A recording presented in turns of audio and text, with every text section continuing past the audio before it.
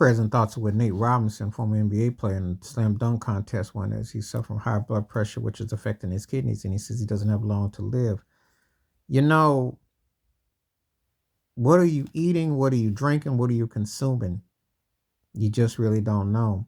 It really is roll of the dice. It is like playing Russian roulette.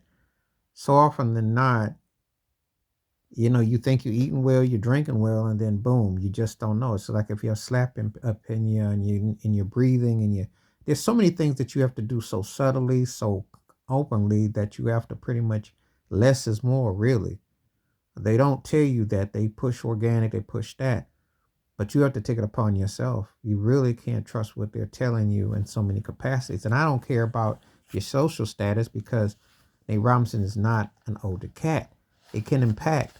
But obviously with being black, that goes a long way too because as an African American, you don't have the same life expectancy and anything can trigger you with hypertension, stress, racism, police brutality, all the commonality.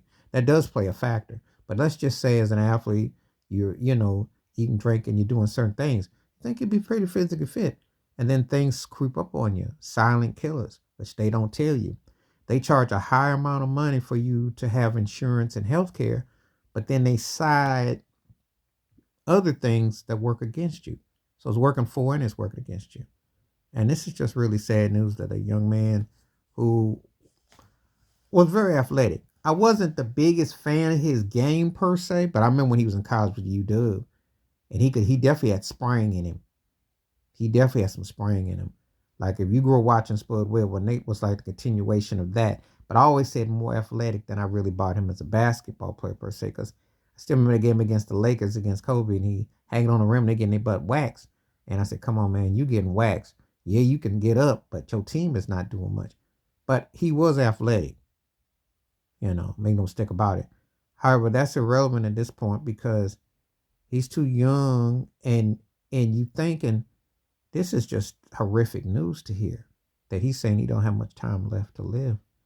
It's not the kind of news you want to hear because you just a lot of things sneaking. What you eat, what you drink, what you intake. You just don't know.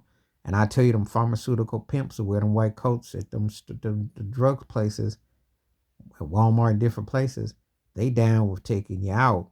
They're gonna find something. So you really have to really watch what you consume. Just keeping it 100. Prayers and thoughts are with Nate Robinson. I'm out.